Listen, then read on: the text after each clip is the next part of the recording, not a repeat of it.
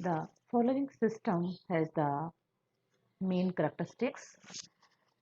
In such system, the two components are completely miscible in liquid phase, and the components when enter into the chemical combination producing a solid compound, and the solid compound is stable in crystalline state at moderate temperature, but upon warming or heating the decompose before reaching a true melting point.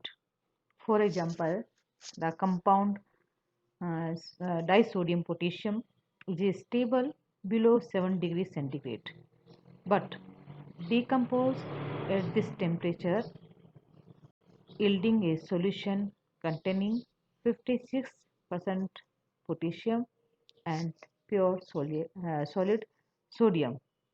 And such transformation or melting is called the incongruent.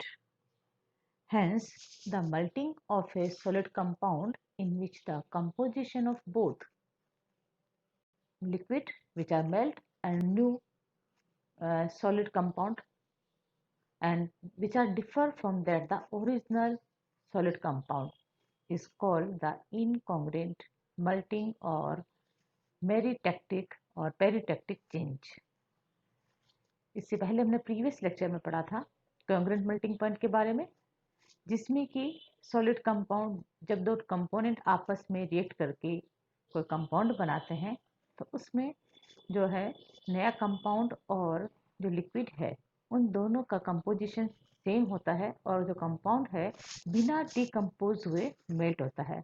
This is the difference between the incongruent and the congruent melting point, and the compound जो incongruent melting point पे बनता है उसको कहते हैं incongruent melting compound कहते हैं। And इस टेम्परेचर का जिस टेम्परेचर पे ये चेंज अपने को दिखाई देता है, चेंज पाया जाता है, तो उस टेम्परेचर को incongruent melting point और मेरिटेक्टिक और या पेरिटेक्टिक पॉइंट कहा जाता है।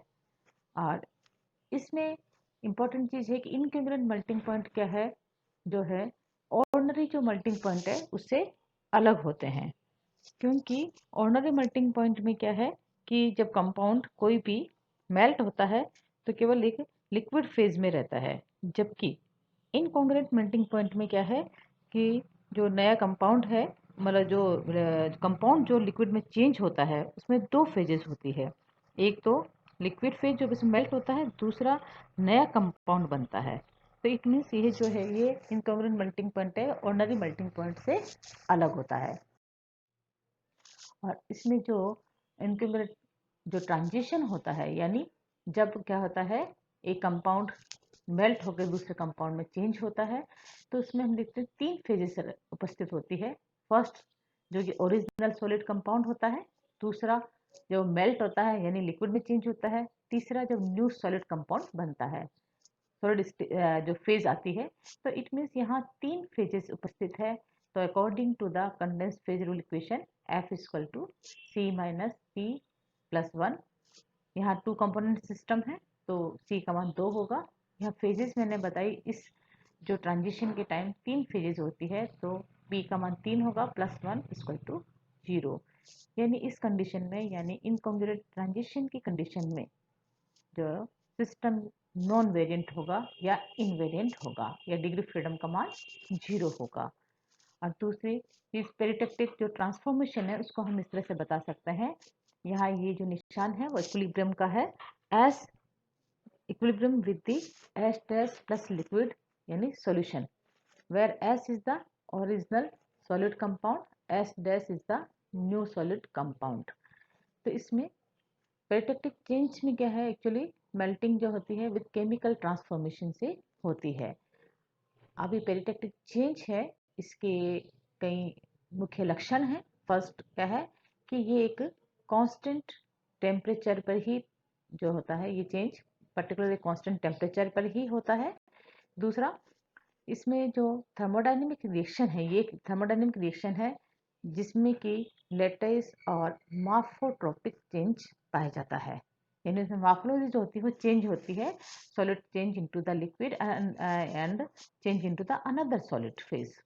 एंड इसमें क्या है, एक बात और है इम्पोर्टेंट कि इसमें जो है कोई भी जो केमिकल लिंकेज का जो कोई भी ना तो ब्रेकिंग होती है, नहीं नया केमिकल बॉन्ड बनता है, तो इसको हम एक केमिकल रिएक्शन के तौर पे नहीं देखते हैं। It is not a chemical reaction. इसके पेरिटेक्टिक जो ट्रांसफॉर्मेशन है, ये इनकॉन्ग्रुएंट मेल्टिंग पॉइंट के जो एग्जाम्पल है वो इस तरह से है।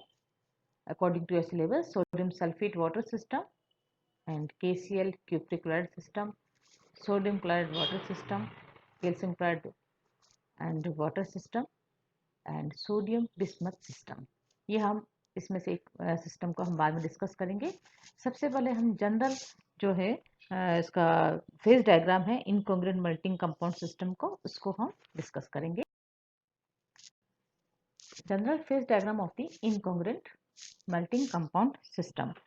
Now we consider a general case in which two components A and B are combined to form an incongruent melting compound AB2, and the form of phase diagram for such phase which are shown in the figure in the next slide.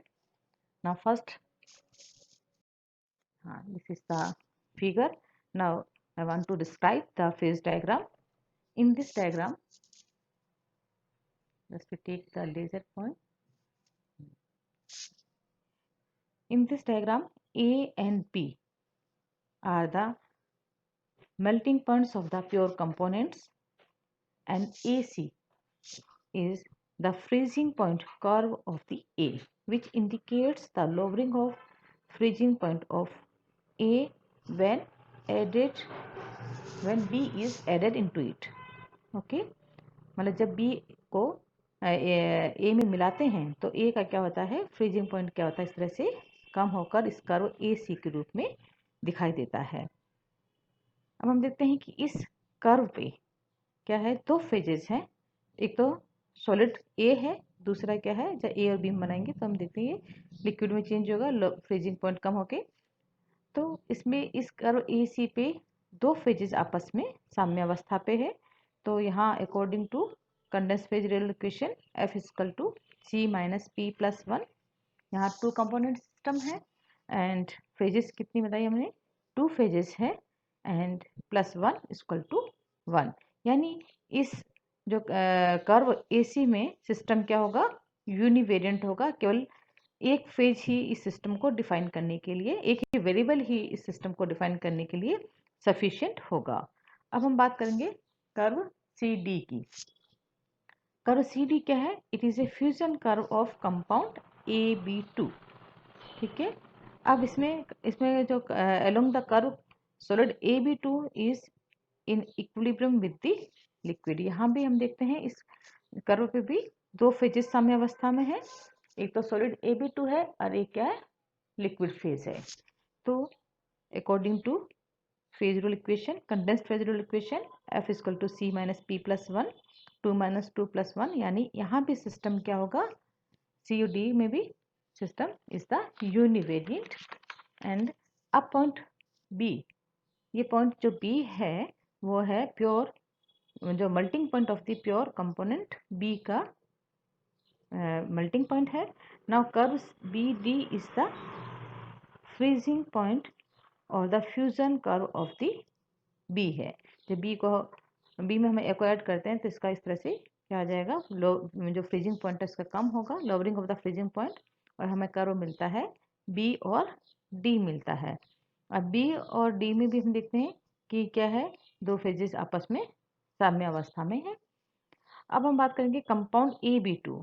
अब compound जो है AB2 ये क्या है, हमने बताया sufficiently stable होता है, और कर्व CD जो है अगर हम इसको यहाँ तक बढ़ाएं E पॉइंट तक, देखिए आप, if CD is extend up to the point E, ये मैक्सिमम है, यहाँ तक होना चाहिए क्योंकि यह क्या है, कॉन्ग्रुएंट मेल्टिंग पॉइंट होगा इसका, जैसे हमने प्रीवियस लेक्चर में पढ़ा था। But in the case of such system क्या होगा कि यहाँ टेम्परेचर, इसमें कंपाउंड क्या होगा, इसमें पहले ही ये इस पॉइंट डी पर ही कंपाउंड क्या होगा, डिकम्पोज हो जाता है। एक्चुअल में होना क्या चाहिए था, जैसे हमने पढ़ा था कॉन्ग्रुएंट मेल्टिंग पॉइंट में कि कंपाउंड यहाँ ई तक जाता है और स्टेबल कंपाउंड AB2 बनता है या AB कंपाउंड बनता है। पर इन केस में इन सिस्टम में क्या होगा कि डी पॉइंट पर ही कंपाउंड क्या हो जाता है, यहाँ पहुँचने से, इस टेम्परेचर पर पहुँचने से पहले ही डिकम्पोज हो जाता है और यहाँ जो AB2 क्या कर में क्या हो जाता है, पेरिटेक्टिक ट्रांसफॉर्मेशन हो जाता है।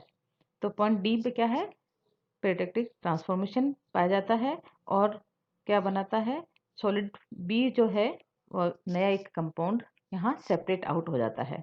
तो इस कंडीशन में जो है solid AB2 is equilibrium with the solid B plus solution. यहाँ देखिए अगेन इस पे 3 फेजेस आपस में साम्यावस्था में है, ठीक है।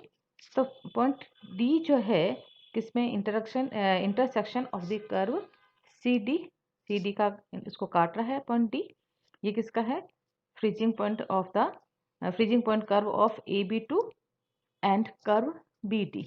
इन दोनों का बीच का क्या है, ये इंटरसेक्ट करता है ये, और इसमें जो न्यू सॉलिड बनता है AB2, इसका डिकम्पोजिशन है वो क्या होता है, जो पहले वाला कंपाउंड है उससे क्या होता है, अलग होता है, डिफर होता है। तो इसलिए point D is known as the incongruent melting point, isn't it. जैसे मैंने आपको डिफाइन किया था पहले कि कोई भी कंपाउंड जो बनता है, टू कंपाउंड आपस में केमिकल कंबाइन करके एक कंपाउंड बनाते हैं। जो कंपाउंड क्या होता है, तो उस एक पर्टिकुलर टेम्परेचर के पहले ही वो क्या हो जाता है, मेल्ट हो जाता है। और इस कंडीशन में 3 फेजेस साम्यावस्था में रहती है और जो इसमें जो है, जो पुराना जो मतलब स्टार्टिंग का जो कंपाउंड है उसके जो नया कंपाउंड बनता है उनका जो स्टेज है, उनका जो कंपोजिशन है वो दोनों की क्या होता है, अलग अलग होती है। जबकि हमने पहले कॉन्ग्रुएंट मेल्टिंग पॉइंट में देखा था तो उस केस में क्या होता है, इनमें यहाँ कि उनकी दोनों का जो कंपोजिशन है, लिक्विड और सॉलिड का जो नया कंपाउंड बनता उनका कंपोजिशन सेम रहता है। तो ये पॉइंट डी क्या कहलाता है, इनकॉन्ग्रुएंट मेल्टिंग पॉइंट कहलाता है। अब इस पॉइंट पर देखिए, दो तो सॉलिड फेज है, एक सॉलिड AB2 है और नया एक सॉलिड क्या बना है, B बना है। और एक क्या है, वो मेल्ट हुआ है पहले डिकम्पोज होके, तो इसमें सॉल्यूशन फेज है। तो यहाँ 3 फेजेस आपस में साम्यावस्था पे है। तो पॉइंट डी पे according to phase rule equation F equal to C minus P plus 1 यानी 2 माइनस 3 प्लस 1 इक्वल टू 0। तो पॉइंट डी पे क्या होगा, सिस्टम नॉन वेरिएंट होगा या हम कहेंगे सिस्टम इनवेरिएंट होगा। यहाँ ये फिक्स टेम्परेचर और क्या होगा, कंपोजिशन पे होगा। यहाँ कंपोजिशन भी यहाँ फिक्स होगा इसका और टेम्परेचर भी फिक्स होगा और प्रेशर हमने यहाँ क्या रखा है, कांस्टेंट रखा है। तो यहाँ सिस्टम को डिफाइन करने के लिए हमें किसी भी वेरिएबल की आवश्यकता नहीं होगी।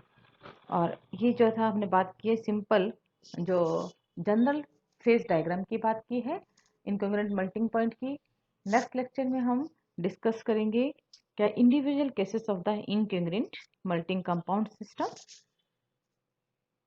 Okay, thank you.